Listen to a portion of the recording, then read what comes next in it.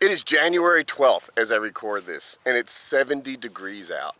Super amazing. It doesn't get like this in North Carolina. Well, it does, but these are special days that happen a few times a winter, and I'm going to give it a go.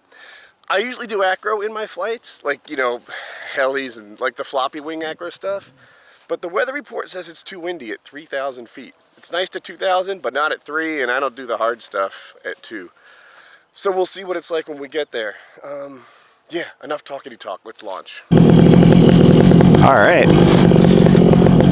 I'm flying an acro wing today. It's an Emily Piece 2. And it's tricky to launch with no wind. I don't know if you can tell how uphill it is, but ugh, it's in my head. Oh yeah, I got a new driveway. So you'll see it in a second.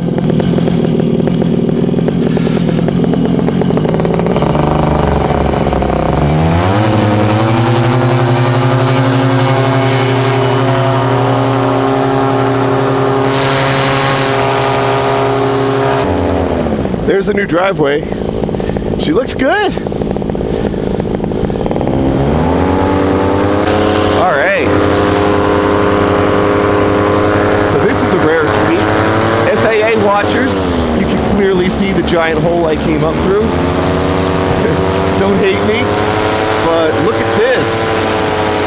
Above the clouds.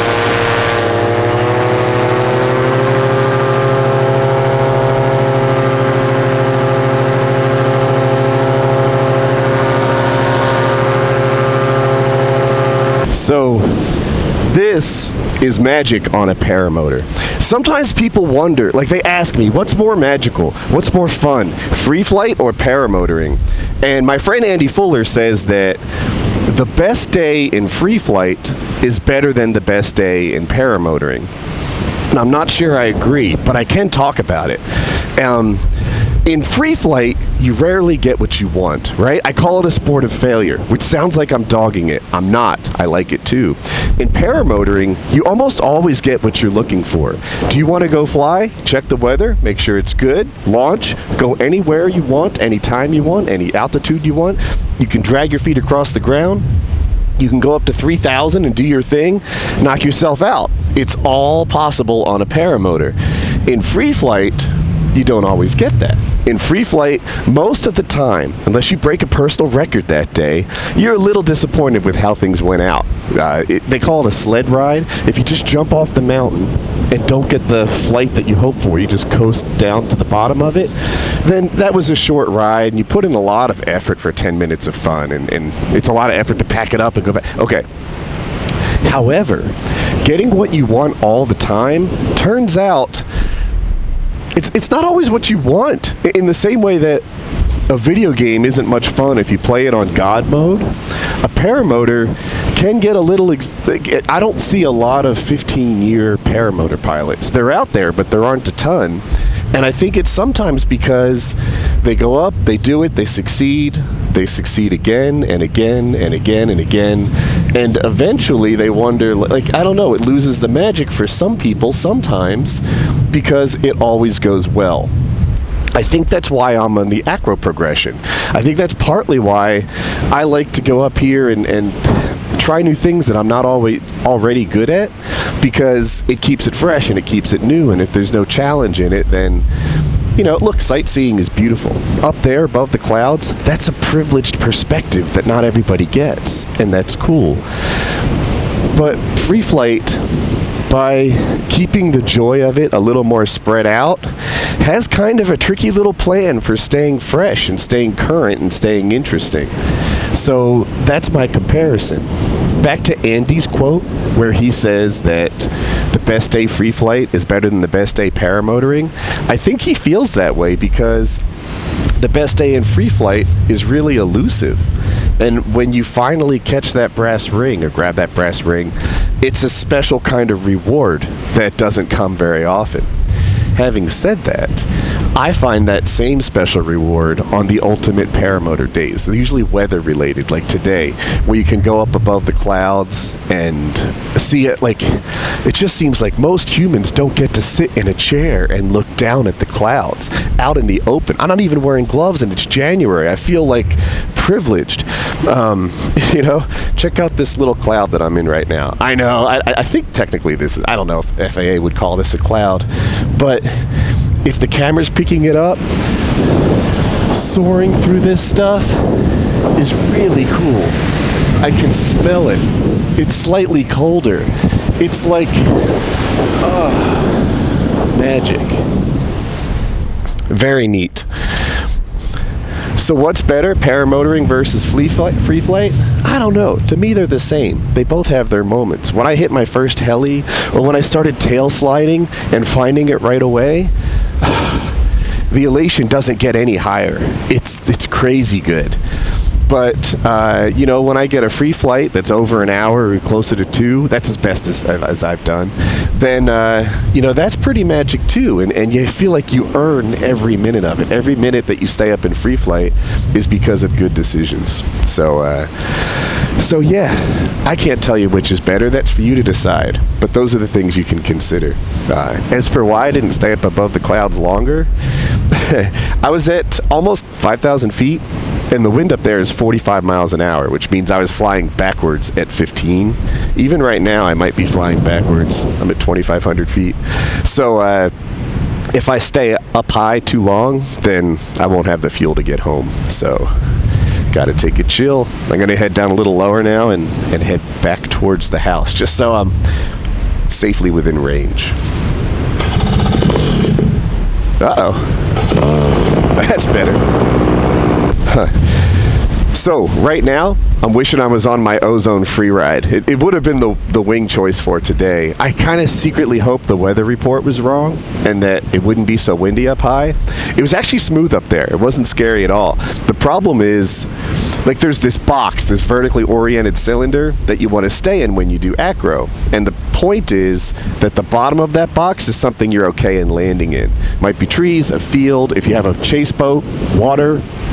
But if the wind is 45 miles an hour like it was up there, I don't know where I'm going to land. And if I don't know where I'm going to land, I'm not going to do acro.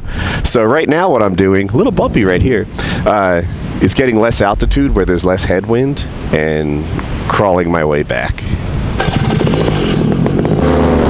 All right, here's the status.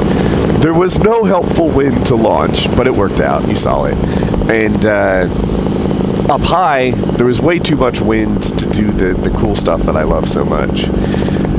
Surprisingly, and both of those were on the forecast, but at 1,000 feet, there's more wind than I expected. So I made the veteran move of putting extra fuel in there, more than I thought I'd need, before I launched, and I'm feeling pretty good about that. If you ever have suspicions of high wind, put extra gas in there, because you'll want to get home. And I should be able to get home without any problem. The one thing I am doing that I hate is sometimes I'm flying low enough that I don't always have a really good LZ. Like if I guess I could go there if I had to right now, but at 2,000 feet, I usually have 4 or 5 places I can choose to land in. Here, I just fight to get to the one I can get to, And that's not usually my style, but we should be okay. Hopefully we're okay. We'll find out. All right, so I got home. That's my house over there. I think that's pointed about right. And I'm actually flying backwards right now. I'm at 2,600 feet, and that's about the altitude that the wind is faster than my wing.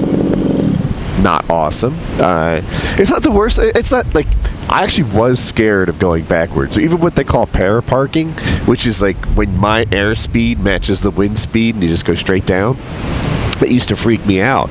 I felt like I was out of control. Like and I guess at some level you kind of are. Like, you know, you can't choose where you're going if you can't go forward. But the me of right now is a little more comfortable with it. Everything is fine. And I know darn well that as I get lower, it's called the wind gradient, where the speeds are up high and low towards the ground, that I'll regain control and everybody gets down. You know, like it or not, everybody lands. We haven't left one up here yet.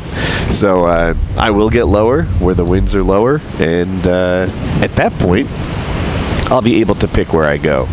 So yeah, it was a good flight. It actually wasn't exactly the flight I was looking for. The winds were just a little higher than I hoped, but getting above clouds was an unexpected benefit. And 70 degrees in January, I mean, that's just a gift. All right, gonna come in here, not fly over any houses, and land kind of from the golf cart to the windsock. You can see the windsock says there's no wind, which is a bummer. Wind helps you land, it makes it easy. And I don't expect any problems, but it's like, really? I battled wind the whole flight, and I had none for the launch and none for the landing. It's just the way it was.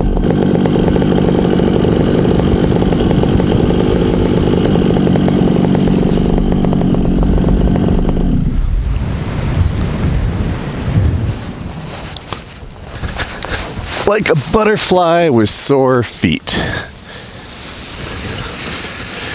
Good flight.